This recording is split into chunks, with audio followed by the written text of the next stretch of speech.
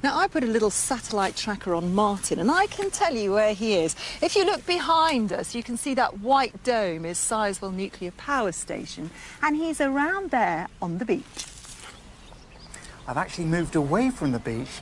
I don't know if you can see, if you look down that water, you can see, actually they've been blown away, but there's lots and lots of insects.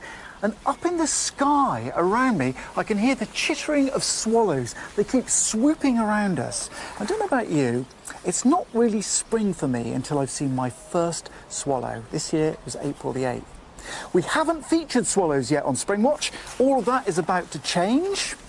Let's just remind ourselves what the swallow looks like. This graceful bird, very elegant. It's got that lovely burnished, coppery chin there, that little throat, long tail streamers. There's nothing to them, and they come to us 6,000 miles from South Africa. Almost impossible to imagine. They live for about 2 years, 3 years maybe. The oldest one ever was just 11. Okay, that's swallows, but I am down here on what they call the sluice. Now, this is the thing that the RSPB use to try to control, well, they don't try, they do control the water level here. And if you come over here, you can see, just behind me, there's a scrape there, and they can control the water level on the scrape from here on the sluice. But there's something fascinating about this sluice, because it seems to be a magnet for the swallows. They keep flitting in and out. Why? What on earth is it about this sluice that makes it so attractive? Well, come and have a look over here. Right, 5 minutes ago they were whizzing out of here, but you can see there's all these tunnels leading off here, and what they're doing is they're flying in and they're picking up the insects and feeding, but not all of them are flying out again. Some of them are going into the tunnels and staying there because they're nesting right under my feet here. We can go live now to a camera underneath. Don't know how the camera boys got in there and put that in. That is our swallow's nest. These chicks are getting on now. We think they're not going to be here for much longer. They'll probably go in the next couple of days. There are 5 chicks here. And we've been following them, of course. Let's just have a little look at what's been going on the last couple of days underneath the bridge here. The parents have been coming in, very diligent, feeding them. I think they're taking parasites out the nest as well. The male tends to be the first to arrive, and he'll sort of scout around for a nest site, and the poor old female does most of the building work. And they will stick together there. Wonderfully being fed. They'll maybe have, possibly on a good year, 3 broods, so they can be very, very successful there. Having a good old preen. But obviously we'll be keeping a very careful eye on that nest. It's bizarre to think it's right underneath us. Now, when you think about a swallow, the thing that just delineates it from other birds, the martins for instance, is those long, long tail streamers. And they're not just there for show. The females will choose a male with long streamers. The reason for that is they're quite energetic to actually grow, so he must be quite a fit bird, but also they grow longer and longer as they get older. And so an older bird may be more experienced. He's probably managed to nest before, so that's a good bird to choose for the female. Beautiful birds. Very, very elegant. Now, putting those cameras in often gives us amazing insights into the lives of those birds. But our cameras have given us insights also into our badgers. Now, we've seen badgers doing some very unusual things. We've seen them climbing trees with a lot of noise, like junior bears. We've seen them swimming with those night cameras, swimming across at night with a thermal camera. We've also been eating their usual food, which is worms. About 60% of the badger's diet is generally worms.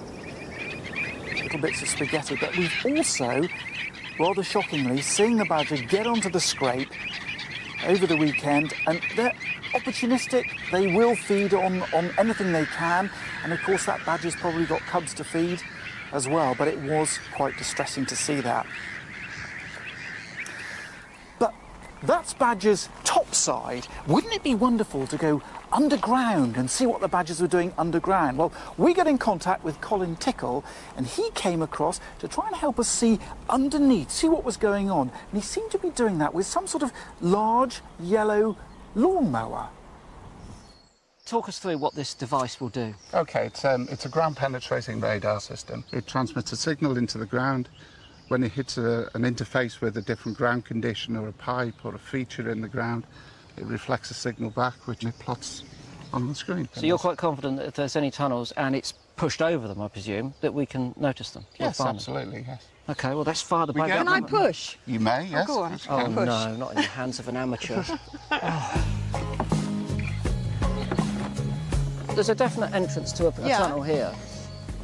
And there's another one over there, so I reckon if we go between the two... Yeah, push it over here.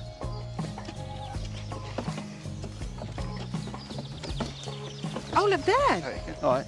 So what we've got on the screen here is what we call a hyperbola, which is the makeup of a tunnel. So And directly that's under... exactly where you'd expect it to be. Yes. So Little this bit. tunnel presumably cuts across over here. What I would like to know, though, is those are obviously the tunnels. How do we find the chambers?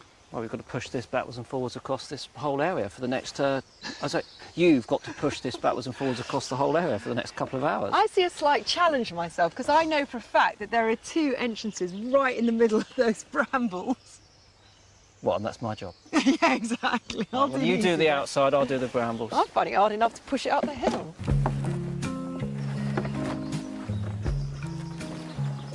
It's nice to see her finally doing something, Colin, I've got to tell you, honestly. Sits around on the sofa, going on and on about wildlife. I'm not deaf, you know. I can hear. You've deviated. I've done it. Mapped done the whole area out. And what did you see? Anything on the screen? My calculations are right. I think probably where they spend most of their time is the area that I didn't do right in the middle. What, in the brambles? Yeah.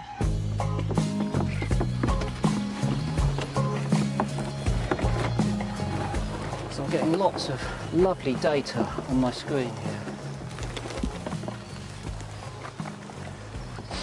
Michaela, look at this. Seriously. Oh, look at that. I know. There are loads of tunnels underneath. We've got our hyperbole. Look, there's 1, 2, 3 there. 4, 5, 6. The problem is we now need to process all of this data through, no doubt, complicated and expensive software to map it accurately. I've got to tell you, I was genuinely very, very excited about this. I've been watching badgers for years, and I've stood on those sets and I've looked at the ground and I wanted to know what was going on down there. And we tried to use this ground-penetrating radar on a previous occasion, but the ground was... Ignore it. I'll deal with this in a minute. It's a very sensitive touchscreen. We've tried to use it before, but the ground was completely waterlogged. But here, we've got much better sandy soil, and we got some fabulous results, didn't we? Where is it? Right. Springwatch. Original radar. Come on. Yes, there we are. It's beautiful. Now, it's quite complicated to see. The blue lines represent the grid where we pushed that yellow ground-penetrating radar device. And the tunnels and the chambers are represented underneath. But looking at it from on top, you can't see very much. So, with no expense spared, we produced a 3D revolving graphic of the spinny set. Just take a look at this. You can see the 3 chambers there and the tunnels that link them.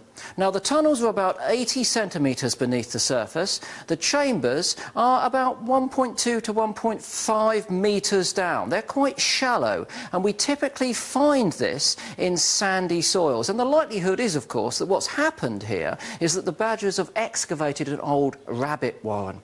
But if we call this one up here, and I can expand it, this is one of the views, and you'll see that there's an odd piece of tunnel here which doesn't seem to connect to anything. But what we think is happening here is that this would naturally be connected to this other chamber down here and probably go up through the roots here. It could be that it's collapsed, it could be that the radar didn't pick it up. And there's another area too, if you look at this one here, then... Let's have a little draw on here if I can. Red's nice, nice and bold. Here, this tunnel ends. But what we think would probably happen is that it would come up through the roots of the trees, because in areas where the soil isn't particularly firm, what we see is badgers using the roots of trees to provide some structural stability to the entrance, because after all, it's there that it would get wet and be in danger of collapse.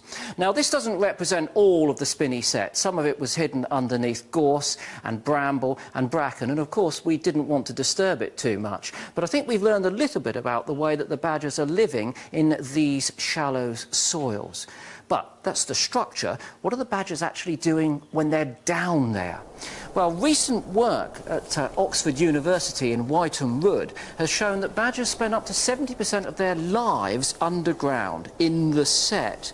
But rather than spend all night hunting and then all day in one chamber asleep, rather predictably, we found that they're a lot more fidgety, and sometimes they can move up to 19 times during the course of a day. Sometimes males will follow females around the set, and on other occasions, when they come back to the set at night, they'll go down and perhaps have a little nap like this in one of the tunnels, rather than go into the core of the set. Nice to see some young badgers loving their life underground there. I think there's still a lot more to learn when it comes to the habits of badgers underground, but at least the radar worked this time and we've got some idea as to the structure of our set, which is just out there. Well, it was really interesting to see, as you say, just how shallow it was. Yeah. Yeah, but fantastic.